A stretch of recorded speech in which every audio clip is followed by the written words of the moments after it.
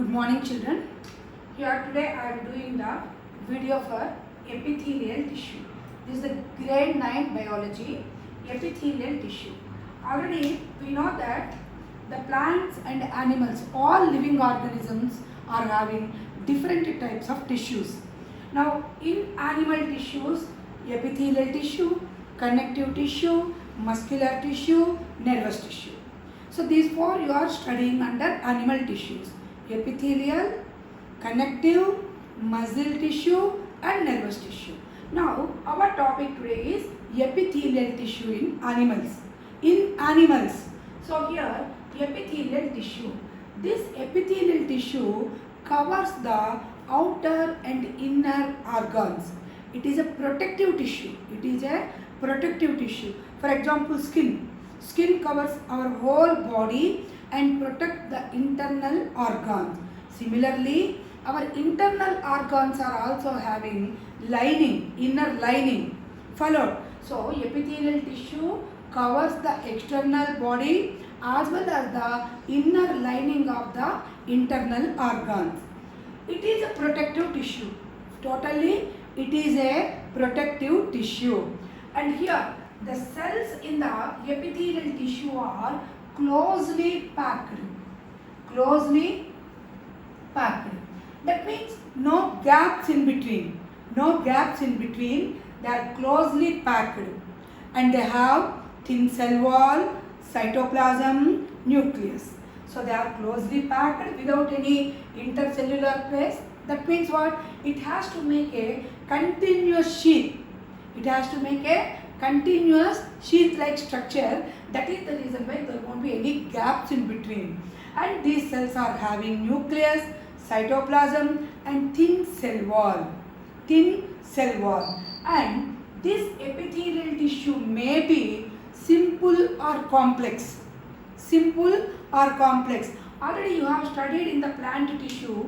What is a simple tissue? Made up of only single type of cells. Only one type of cells.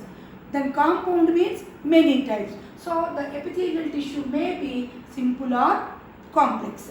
Now coming to, so the functions of the epithelial tissue are, one is it is protective tissue. It protects the underlying organs from drying, infection, etc. So it protects the internal cells what? From drying. Otherwise they will getting dried. And infection and also from injuries. So epithelial tissue gives protection to the internal cells and organs from drying, infections and injuries. It makes a complete sheath. The cells are closely packed and cells are having nucleus, cytoplasm and cell membrane. So the functions more are there. So protection of the internal organs, protection of the outside body organs, then you see internal, inside the mouth, inside the digestive system, inside the respiratory tract, even the kidney tubules, all are having lining made up of epithelial tissue. The skin also best example for the epithelial tissue. And one more, it forms a barrier between the internal organs to separate. So it forms a barrier to separate internal systems. And somewhere it is what? Absorption. Somewhere it is excretion. So different functions are there. Somewhere it is secretory. So the functions are protects the internal organs from drying, injuries, infections. Next, it is a lining in the internal organ. Simple lining, protection gives. And also somewhere it is secretory. It is absorption, that means it absorbs the nutrients and water. So secretory in the glandular cells, like that it is having different functions. So totally epithelial tissue is a protective tissue. Coming to the types of epithelial tissue, you see, one, squamous epithelium tissue. What is that? Squamous epithelium tissue. Here the cells are flattened. The cells are what? See, if that is like this bulging, here it is pressed like that, flattened. The cells are flattened and forms a layer, like a basement layer. Squamous epithelial cells are flattened and makes a basement layer. Mostly this is very delicate. See, inner of the mouth, inside of the esophagus, that is the food pipe, in the alveoli, etc., we can find the squamous epithelium tissue. So now we are talking about the types of epithelial tissue. One, squamous epithelial tissue. The cells are flattened and it forms a delicate lining where inside the mouth, inner mouth lining is squamous, inner esophagus and inner lining of alveoli, etc. will have a thin layer, inner covering made up of squamous epithelial tissue. 2. Cuboidal epithelium. See, the cell's shape is like the cube. Here the cells are flattened, pressed like this. Here the cells are like the cubes. We know the cube, no? Like the cubes, the cells are arranged and this is called as the cuboidal epithelial tissue. And example, it is present in the kidney tubules. And one more function is, it gives mechanical support also. Cuboidal epithelium, the cells are cuboid in shape. Now here you see, there it is present in the kidney tubules and it gives mechanical support. And every cell is having nucleus, cytoplasm, cell wall. Next type, third type is columnar. The cells are elongated, you see. Here like the cube structure, here the cells are elongated like the pillars. The cells are elongated like the pillars, like the columns. Hence it is called as the columnar epithelial tissue. And sometimes this columnar epithelial tissue on the outer surface will have small hair-like structures called cilia. They are called as the ciliated epithelial tissue. Now under columnar epithelial tissue only, see the cells are long pillar-like structure like columns and mostly their function is absorption. So where they are present in the stomach and the intestine. In the stomach and the intestine, we can find this columnar epithelial tissue. Their function is absorption. They will absorb the water, digested food, etc. And somewhere the columnar cells are having cilia-like structures, hair-like structures. So in our respiratory tract, normally the mucus will form. The mucus will form. What we are doing? We are bringing it up and spitting it out. For that, the cilia will be moving like this and pushes the mucus outside from the pipe. You know that the ciliated epithelium present in the respiratory tract helps to push the mucus out. The cilia will be moving like that, pushing the mucus outside. So that is the columnar and the ciliated epithelium. Next comes stratified. Stratified. Many layers. See, inner organs are protected.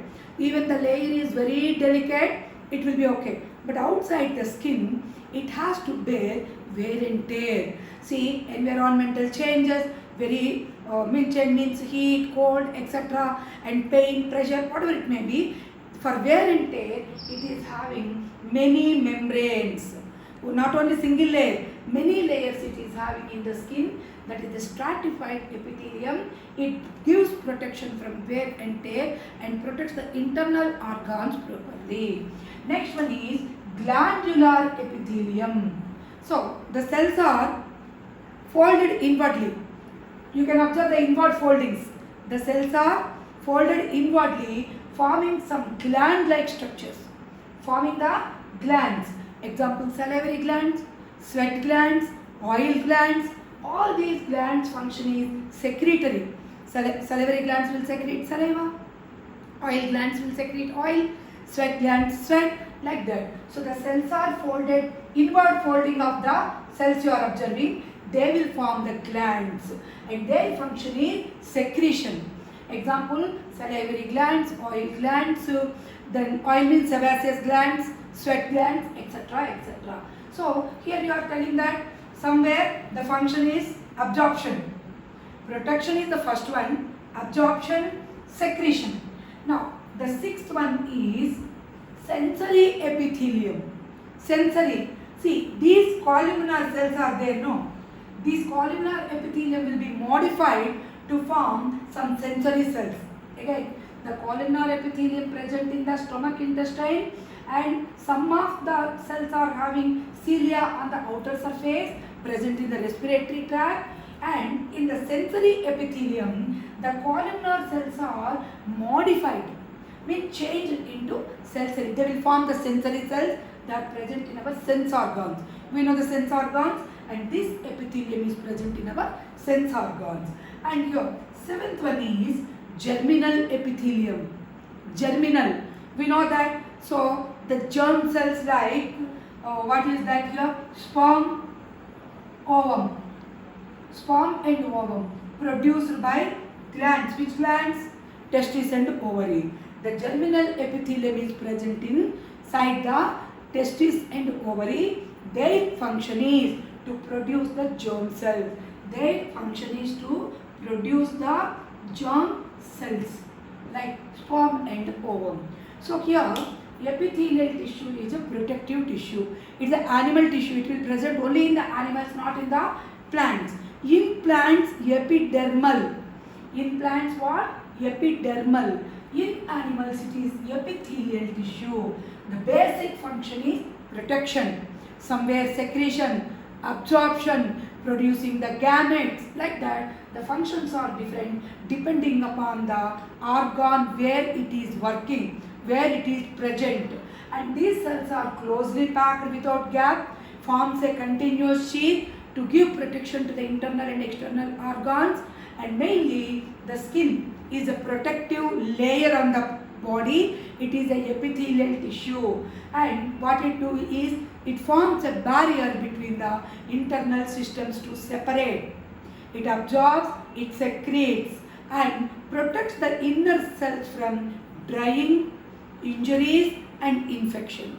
So whatever it may be, the total function is protection of the inner organs.